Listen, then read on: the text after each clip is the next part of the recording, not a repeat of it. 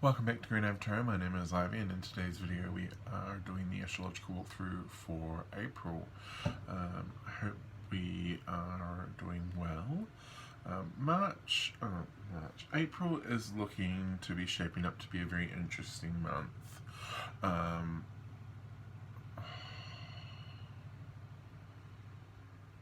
It is just one fly, and it's driving me crazy.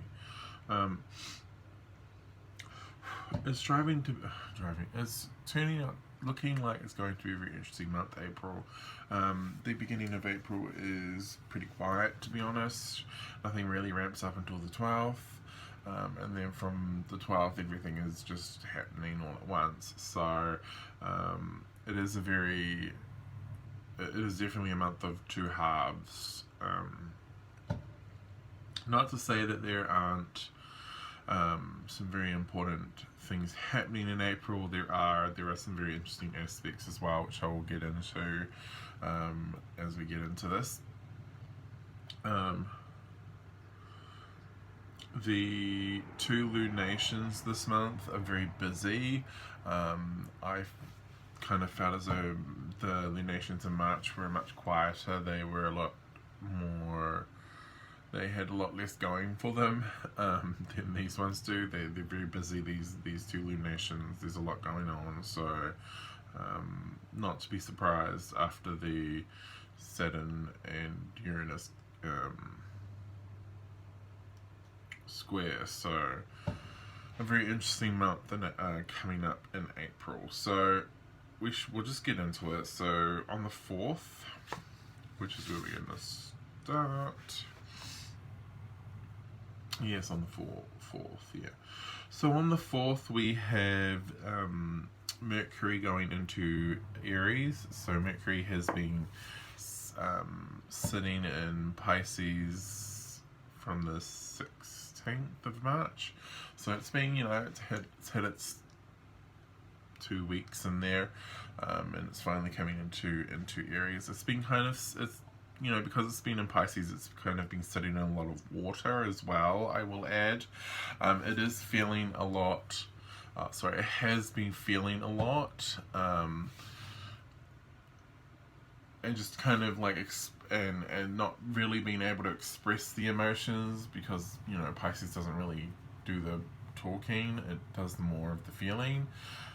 So you may have been very intuitive, so you have been, very intuitive at this point, and will be for a while, while Pallas, especially while Pallas is in Pallas Athena is in Pisces as well.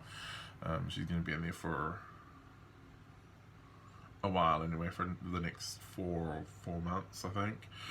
So you're going to be feeling very intuitive for quite some time, especially intuitive. So really trust those instincts. But Mars finally coming into Aries, Mercury finally coming into Aries. Mercury's finally been able to explain everything, right? It's out with the emotion. It's finally able to explain what it's been feeling, and give words to that, right? Where before it's been feeling these things, but it couldn't quite get it into words. Now when it comes into Aries, it's finally able to express itself. It's finally able to put those feelings into words, right? Mars in Aries can be very headstrong. It can be very direct as well. It is Aries energy, so it's going to be very direct. It might be very in your face. It might be very in your face. And you know what? That's not a bad thing. Most of the time. It's not a bad. It's not looking like it's going to be a bad time, to be honest. You're going to be able to get. You're going to be able to speak your truth. You're just going to be able to just out with it. There is a need to be very careful about spilling too much, or talking too much, or being too direct. But apart from that, it should be fine. So a few aspects I want to talk about. So on the 6th, Venus has a sextile with Mars. So Venus is currently sitting in Aries. It's been very comfortable in Aries at this point. Yes, it's well seated. And Mars will be in the end of, yep, it'll be approaching the end of Gemini by then. Oh, actually, to be somewhere near the middle. So this is going to be a very interesting aspect, this Venus sextile Mars aspect here. They're going to be having a very interesting conversation. Venus is going to be very upfront. It's going to, Mercury is now in Aries as well, so things are going to be very upfront, right? But Mars is ruling, Mars is the ruler of Aries, so all these planets are now reporting to Mars. So it's going to be a very interesting conversation they have, right? They're going to be very supportive of one another. Oh, chilly. Sorry, I've just noticed something. Oh, it'll be fine. I'm like, just noticed the neighbor's dog walking across the front lawn. I'm like, no, it'll be fine. Anyway, these two are going to have very harmonic conversation, to be honest. It's very nice, very direct, very honest, very blunt. It could be very blunt, but I feel as though this is very positive energy. You may really feel called to take action towards things that you've kind of been holding back. This is a great time to be speaking your truth in regards to a lot of things. You may find that you may get confession at this point. I'm just kind of putting it out there. It's possible, I'm just saying. But yes, a very interesting day on the 6th. On the 9th, Mercury will be conjunct Chiron. So Chiron's all about healing. It's all about it's where all of our traumas and our past hurts from not only this life but from past lives as well, that's where all of that sits. And so we'll be having a very nice conversation on the 9th, and we may have a very healing moment as well. I mean, that you may have a very healing conversation during the day. So just something to be just something to be aware of.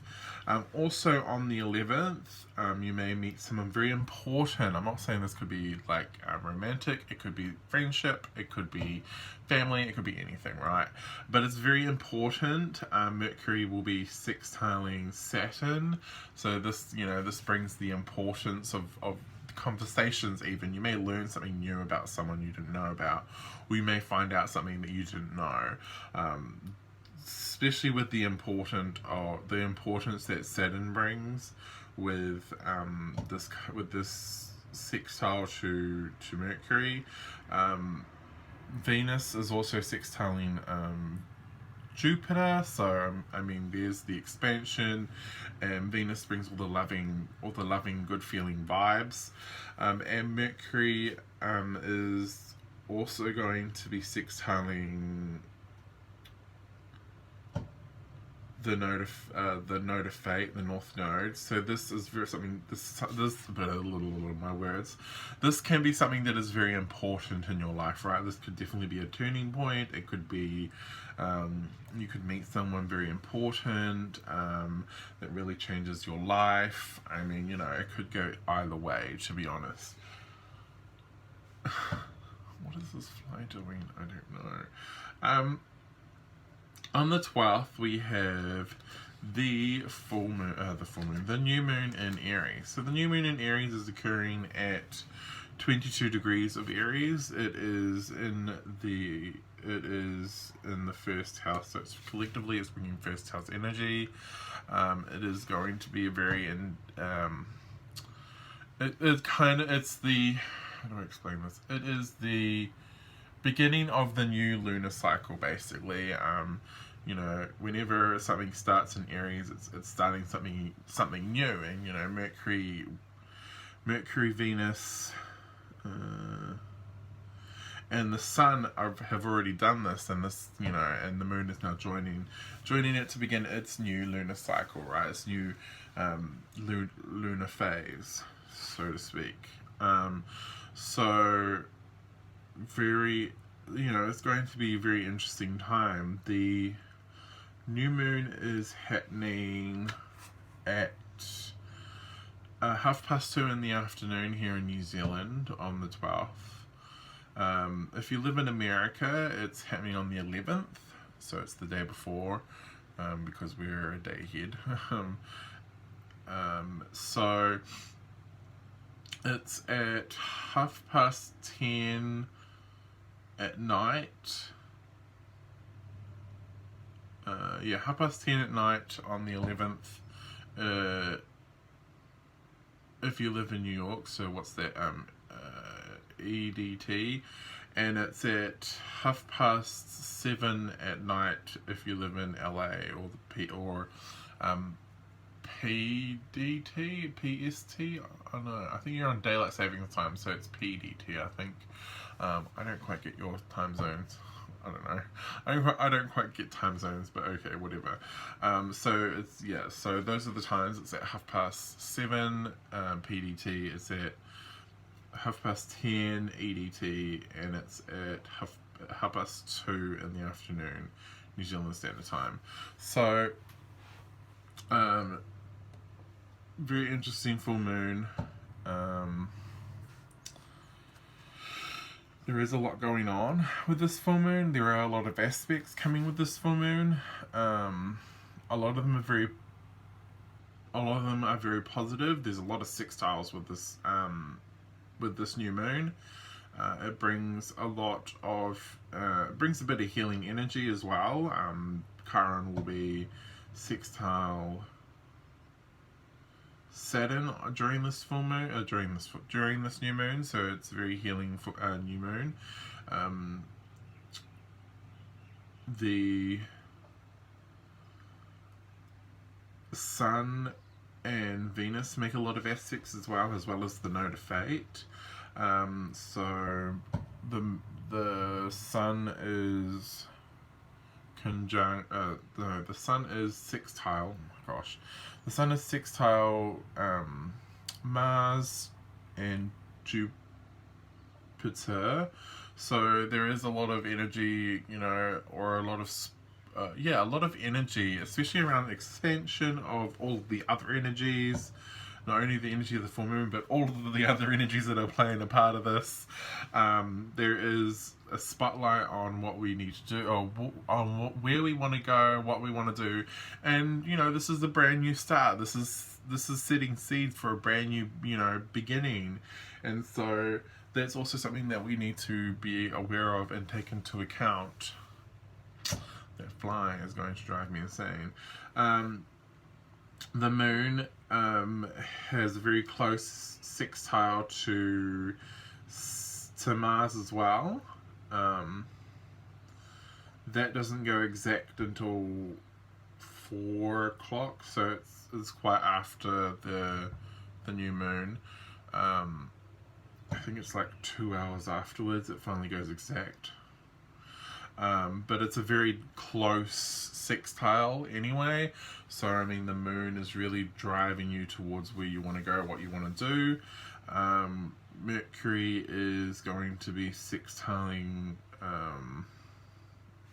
Saturn, so what else is there?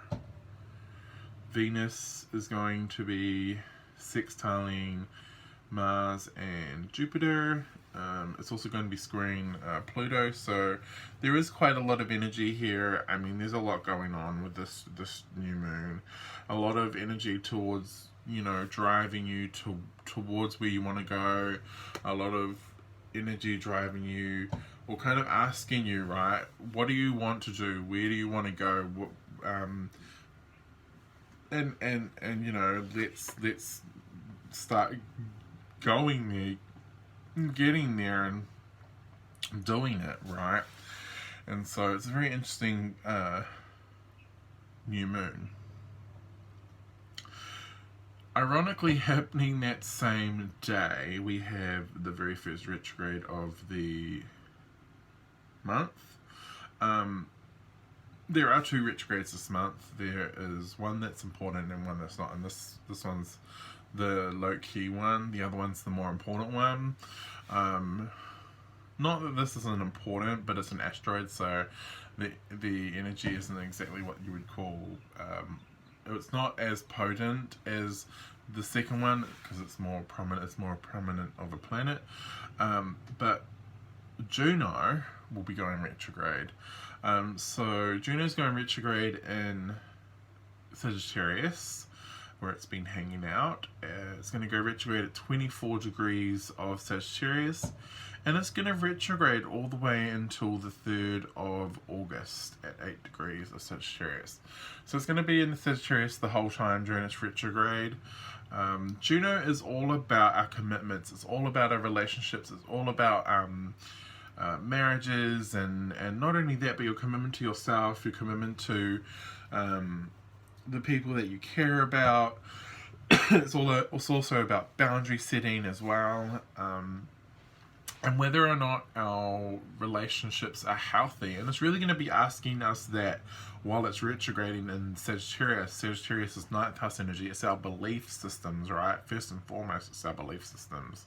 And so it's going to be really asking us whether or not the relationships we have are the relationships that we want. It's going to be asking us whether or not the relationships we have are to the standard we expect of them, right? Whether or not we are, giving too much and not receiving enough, right? It's going to be asking the tough questions during this time in regards to our relationships and our commitments, right? Are we fully committed to the things that we've decided we want to do, or the relationships we've decided to keep? Are we truly committed to that, right? And everything that contains. So it's a very oh my god, it's a very important retrograde nonetheless, right? Okay. Excuse me. Let's move on. On the 15th, Venus will be leaving Aries and Venus will be going into Taurus. So Venus loves being in Taurus. Venus is, Venus rules Taurus. So it loves being in that sign. It feels very warm, comforting. It feels very indulgent in Taurus as well.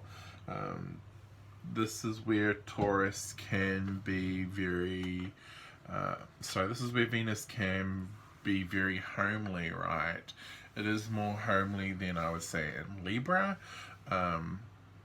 In Libra, which is its other sign that it rules. So, excuse me. So, being in Taurus, it really wants to look after itself and pamper itself and indulge itself, right? So you may, this is the sign where you may want to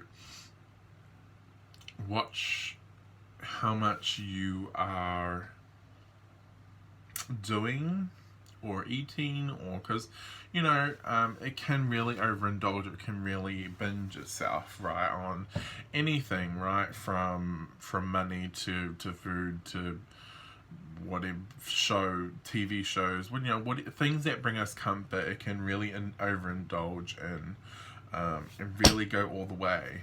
Missed it.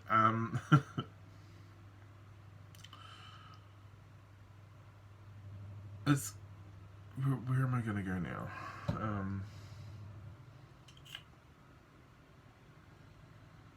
On the 17th? Yeah, where am I? Yeah. On the 17th, we have Mars trining Jupiter. So there is a lot of, this can be a very great, this can be a day where you really feel called to take action in regards to certain things. On the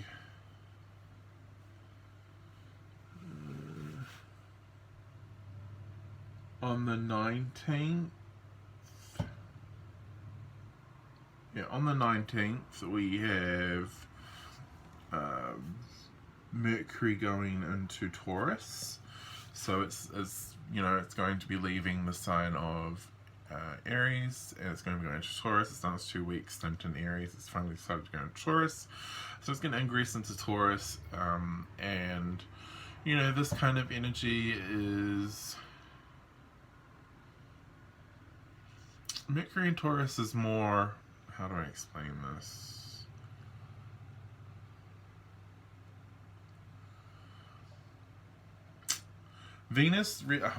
Mercury really wants to communicate very, how do I say this? Mercury in Taurus can be very stubborn, right? It can have a very stubborn energy. It can, this is my standpoint and I'm sticking by it and I won't budge, and, it can be very much of an impasse energy.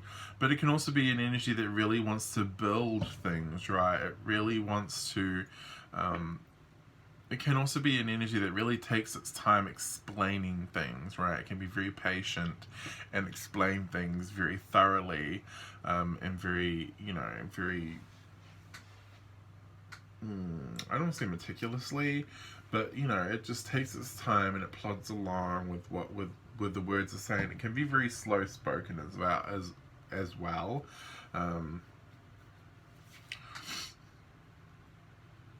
So it's not a bad energy. It also can be a time where you may find that you're communicating a lot of, communicating a lot of things around building things,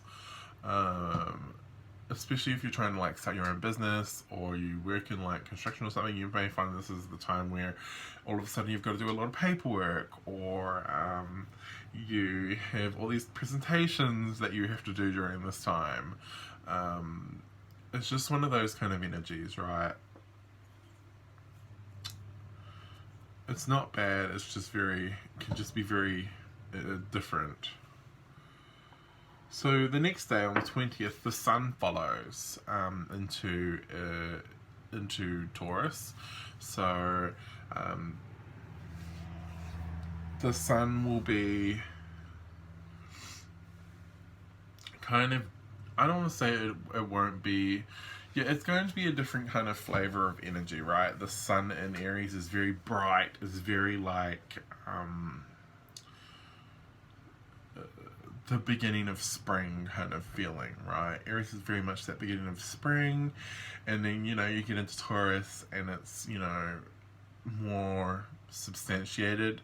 The daffodils by then are well and truly up, and obviously not for me because it's autumn here, so but that's just kind of the symbology, right? For us, we're going into fall, so the day's getting shorter, it's getting colder, so it's a little different for us. But the Sun in Taurus for me is very much that continuation of, it's not as strong as the Sun in Aries is. The Sun in Aries feels more direct, we've got to get things done, this is what we're spotlighting, what we're doing. But the Sun in Taurus spotlights on things that we need to work on, this is what we're going to take our time on, we're going to work on this, let's just keep going, right? Let's just keep the pace, let's just take our time, let's just make sure that it's done right and it'll be fine. It's definitely not a rusher. It likes to take its time. It's it's not going anywhere. We'll get it done, right? That's how I kind of see the Sun in Taurus. So following that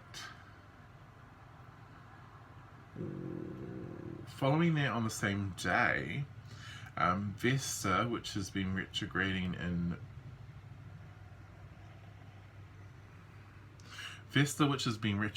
Virgo, finally goes direct. So Vesta's been retrograding since the beginning of the year, since the 19th of January, and it's finally going to go direct at 6 degrees of Virgo. So this has been asking us what we've been... This has been asking us if we've been doing what we need to do, if we're feeling comfortable, or it's really been asking us... how do I explain this? It's been asking us to really look at whether or not we have, where we are, where we want to be, right? It's been asking us whether or not this, what we've chosen is what we want to do. And if it is, then that's okay. Have we, what plans have we put into action, or what plans have we made in order to ensure that this goes smoothly, right? Virgo likes the plans. Virgo likes to make sure that we're, there are details and everything's all good. Invest is all about your inner fire, right? It's all about what are you passionate about, first and foremost. And so it's really been asking us that, right? What are you passionate about? Okay, that's cool. So what plans have you made in order for you to make that a reality? And it's been, it's been doing it for the last 4 months. It's a very interesting... it's been a very interesting time, but it's finally going direct. It's finally asking us, okay, right, so this is what you've done, cool. Let's just, let's get that into action. Let's get that plan into action. Let's do it then. And so you're really going to feel very motivated to take action in regards to that. And it, that's going to play out for the next 2-3 months, until about the 19th of July. Until about the 19th. Oh, actually, a little bit before that. I'd say about the 12th of July, to be honest, which will be its post shadow. Sorry, Vesta did a whole Virgo sign, basically went retrograde at 21 degrees. So you have to get back to 21 degrees. And then it'll be, we'll be out of that post shadow, and we'll see how that kind of plays out for all of us, right? On the 23rd, I think, on the 23rd, Mars will be going into Cancer. So Mars ingressing into Cancer. So Mars has been in Gemini. It's been, talking away. It's been busy, like all over the place. It's finally going into watery Cancer. I don't think this is as bad as perhaps some of the other signs, because of how fast moving, or because of the fact that Cancer is a fellow cardinal sign.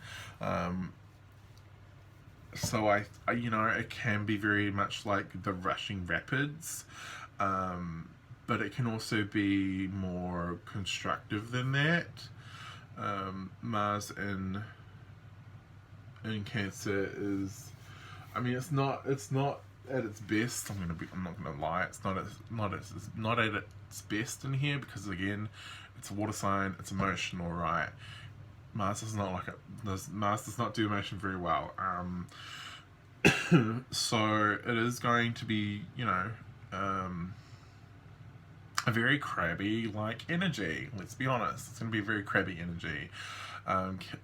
Cancers are notoriously crabby, and Mars is just bringing that crabbiness to the extreme, and passive aggressiveness to the extreme as well. But it can also prompt you to take a lot of action in regards to home and family as well, because that is what Cancer rules. So you can feel very homely. You can feel like you want to stay home all the time during this transit. You can feel as though you want to do your home up, right? Or you want to buy a home, or you want to sell a home, or you want to move, or it can really prompt you in regards to kind of the home sector as to taking action there. It can also prompt you to have conversations with your family, which I wouldn't really recommend, but depending on the aspects, that kind of are going on during this time. That can be really positive as well. You know, it can bring positive change in regards to conversations you have with family. It can also bring healing as well. You could have that really important healing conversation with your family members. You could be spending a lot of time with your family during this time, or doing, like, you could be going on vacation with your family, or you could be doing something really, you know, as a collective group with your family. You could be meeting up with all your family. You could be seeing a lot of your family that you haven't seen in a very long time during this time. It's a very, you know, it can go many ways. So a very interesting, you know, it's going to be very interesting with Mars and Cancer.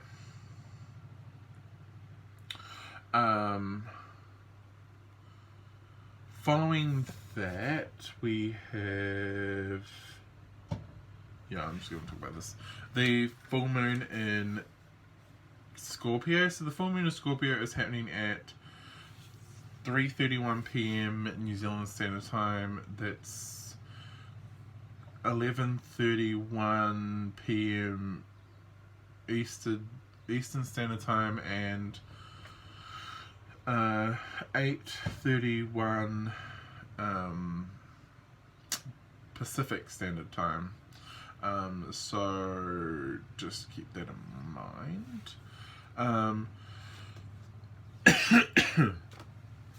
It is a very interesting full moon. It does have a lot going on with it. There is some very important questions. There is some very important conversations that could be happening during this time. Mercury is going to be conjunct Venus during this full moon, so there is a lot of conversations that can be happening in regards to very close relationships that you have, especially with family or your lover, or, you know, the person that you're dating. You could be going to the next level. You could be meeting someone very, you know, very different during this time as well. You could have a lot of healing. Again, this is another moon that has a lot of healing properties to it. The Chiron is going to be sextiling Saturn, so again, you know, a lot of karmic healing could be occurring during this full moon. It is a very, you know, very good. It's not a bad full moon. It is in the 8th house. It is collectively bringing a lot of 8th house energy. So, you know, what is the 8th house? The 8th house is basically, you know, 60th and taxes. It's other people's money. It's, you know, very close, intimate relationships, but also with other people's money, it's like banks, taxes, you know, institutions, things like that. It's not a bad full moon. It's just a very jam-packed one, if I'm being honest. The final thing that we're going to touch on, the final thing we're going to touch on happens on the 28th, which is the following day. So again, another like following day thing. That is Pluto. Pluto is going to go retrograde. So it's going to be the first of the major planets to go retrograde. It's going to go retrograde at 26 degrees of Capricorn. It's going to be sitting in Capricorn for the next couple of years doing this yo-yo. So it's going to be at 26 degrees of Capricorn. It's going to be retrograde until the 7th of October. It's going to go direct at 24 degrees of Capricorn. So again, this is going to be something that's going on for a while now. It's in Capricorn. It's a flavor that we've had year in, year out. You know, it's still asking us what it is that we need to, you know, change or transform or break down or you know, yeah, in regards to our structures, right? What needs to change in regards to our structures, basically. So, you know, this is something that we've seen time and time again. So this is going to happen for at least another 2 or 3 years, until it goes into Aquarius. So we're going to get a different flavor, which is going to be really fun. So this is what we've got for April. This is literally April, all done and dusted. It is much longer video. It's, what are we going on, 35 minutes now. So, you know, April is a very busy month. It is a very busy month, and the rest of the year is going to be just as busy. So that's what I've got for this video. I hope you enjoyed this. Don't forget to like and subscribe. Also, don't forget to check me out on Instagram. I post there, I post there daily, and I also post postcards on a Wednesday and a Saturday. So I'll leave a link in the description for my Instagram account. But yeah, that's all I've got for today, and I hope to see you guys in the next video.